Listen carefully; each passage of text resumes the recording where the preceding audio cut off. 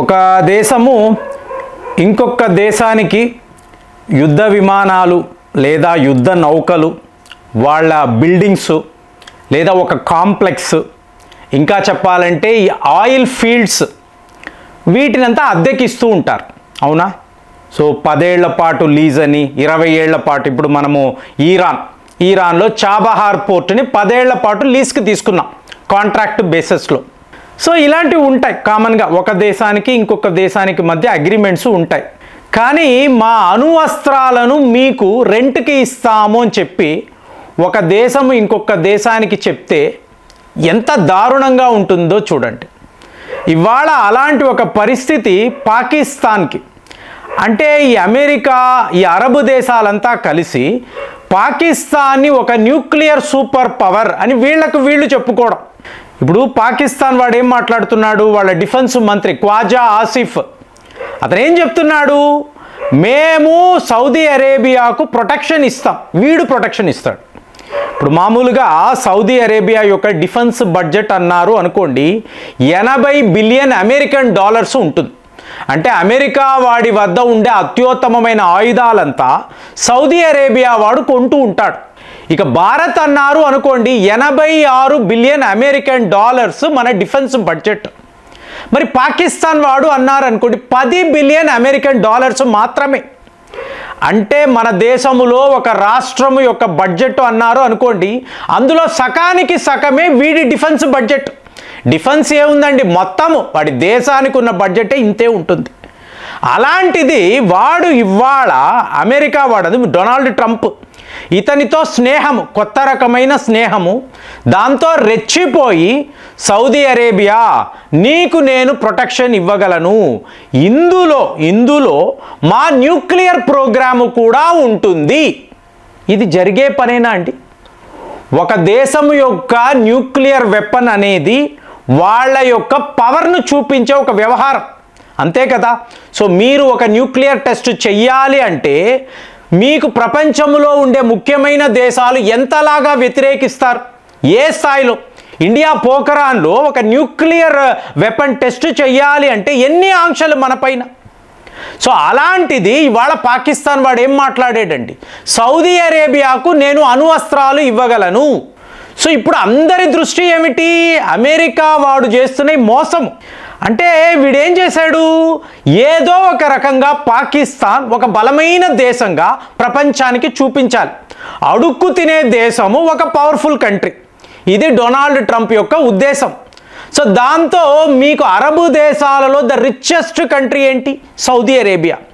So వీళ్ళతో మాట్లాడి, ఎందుకు ఇలా అంటున్నానంటే అమెరికాకు సంబంధించిన ఈ యుద్ధ నిపుణులు సౌదీ అరేబియా వెళ్ళి పాకిస్తాన్ వద్ద ఉండే ఈ అస్త్రాలను నువ్వు కూడా వాడుకోవచ్చు అని చెప్పి వీళ్ళు మాట్లాడి ఇలాంటి ఒక డిఫెన్స్ ఒప్పందాన్ని కుదిర్చారు.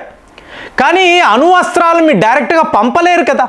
ఇప్పుడు వ్యవహారం ఎలా ఉందంటే, సౌదీ అరేబియా మీద రేపు ఇజ్రాయెల్ వాళ్ళు దాడులు మొదలుపెట్టారంటే వెంటనే వాళ్ళు SOS పాకిస్తాన్కి పంపించారు. పాకిస్తాన్ వాడు ఇప్పుడు అస్త్రాలు పంపాలి.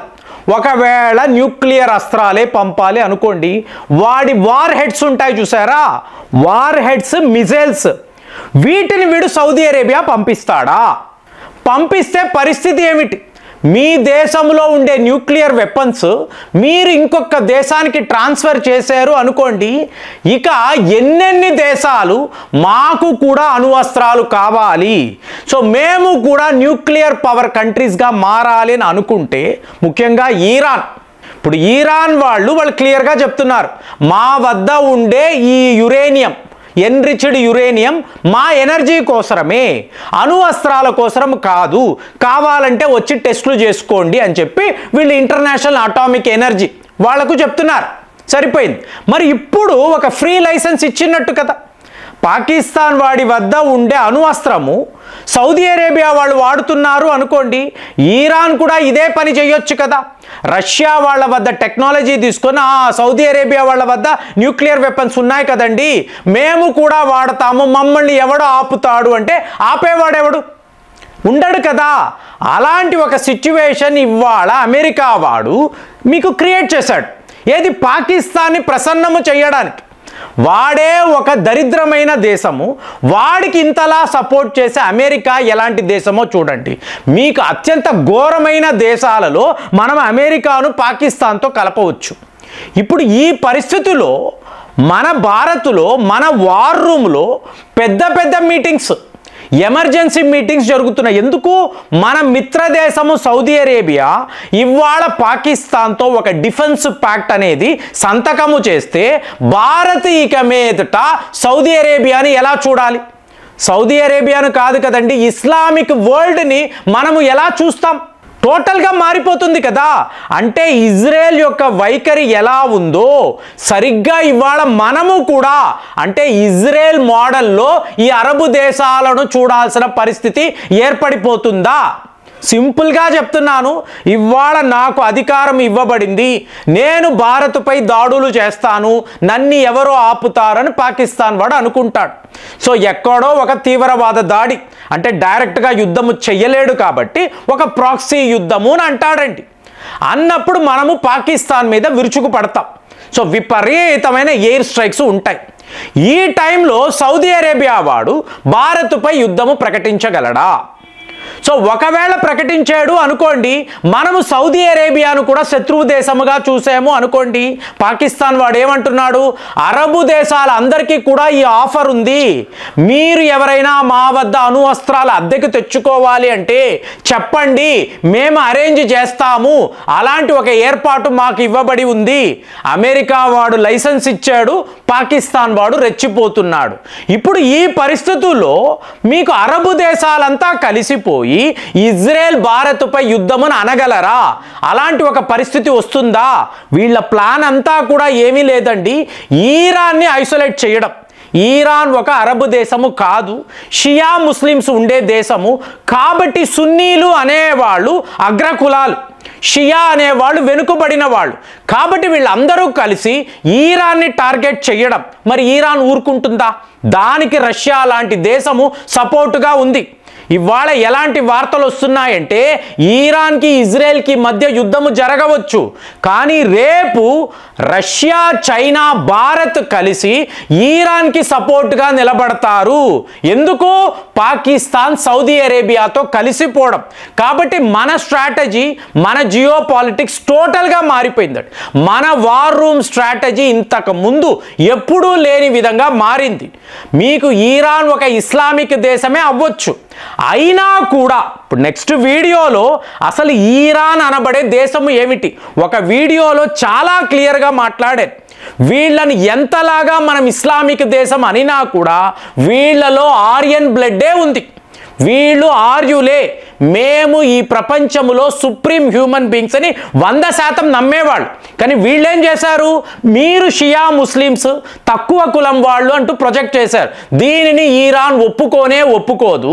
మరి అలాంటప్పుడు ఇప్పుడు భారత్ ఇరాన్కి సపోర్ట్గా నిలబడాలి అంటే ఇరాన్ అనబడే దేశమే మనకు అత్యంత సన్నిహితమైన దేశం. సో వాళ్ళకి సపోర్ట్గా రష్యా వస్తుంది. రష్యా వచ్చింది కాబట్టి చైనా వస్తుంది. ఇప్పుడు ఈ అరబు దేశాలు పాకిస్తాన్ని చూసుకొని మనల్ని ఎదిరించగలరా, లేదా ఇజ్రాయెల్ని వీళ్ళు ఎదిరించగలరా? ఎలాంటి ఒక సిచ్యువేషన్ ఏర్పడిపోయింది చూడండి. మీకు ప్రపంచము 3 ముక్కలు అని మాట్లాడుతున్నాము, కానీ ఇందులో భారత్ పొజిషన్ ఏమిటి, ఇజ్రాయెల్ పొజిషన్ ఏమిటి? అసలు సౌదీ అరేబియా పాకిస్తాన్ లాంటి ఒక రోగ్ కంట్రీతో ఇలాంటి ఒక ఒప్పందాన్ని పెట్టుకుంటే ఈ ప్రపంచం యొక్క తీరుతెన్నులు ఎలా మారిపోతాయి? మనము ఎన్నో రకాలుగా ఆలోచించాల్సిన పరిస్థితి ఏర్పడిపోయింది. మరి ఈ సిచ్యువేషన్లో అణు అస్త్రాన్ని నేను అద్దెకి ఇవ్వగలను, అరబు దేశాలందరూ కలిసికట్టుగా హెల్ప్ అడిగినా నేను చెయ్యగలను. ఏంటి? వాడి దగ్గర ఉండే ఒకే ఒక అడ్వాంటేజ్ న్యూక్లియర్ వెపన్స్, దానిని ఇవాళ వీడు అద్దెకి ఇస్తాను అంటే ఒక ఈజిప్టో లేదా యుఏఈయో మీకు ఇక ఖతారో వీళ్ళందరూ మాకు కూడా అణువస్త్రాలు కావాలని అడిగారు అనుకోండి. ఎన్నెన్ని దేశాలు, ఎన్నెన్ని న్యూక్లియర్ వెపన్స్, మరి ప్రపంచమంతా ఇలా అణువస్త్రాలతో నిండిపోతే ఎవరు ఈ వరల్డ్ని కాపాడగలరు? 3వ ప్రపంచ యుద్ధము అన్నప్పుడు ప్రతి ఒక్క దేశము కూడా ఇలాంటి న్యూక్లియర్ వెపన్స్ను కలిగి ఉంటే ఎంత ఒక ప్రమాదకరమైన సిచ్యువేషనో చూడండి. ఇలాగ పాకిస్తాన్ వాడు సౌదీ అరేబియాకు అద్దెకి అస్త్రాలను దేశాలను ఇస్తాను అంటే వీళ్ళని ఏం చెయ్యాలి? ఇలాంటి దేశాలు ఈ భూమి మీద ఉండాలా ఉండకూడదా? మీరేం ఆలోచిస్తున్నారు? కామెంట్స్లో రాయండి. మళ్ళీ వచ్చే వీడియోలో కలుద్దాం. జై హింద్.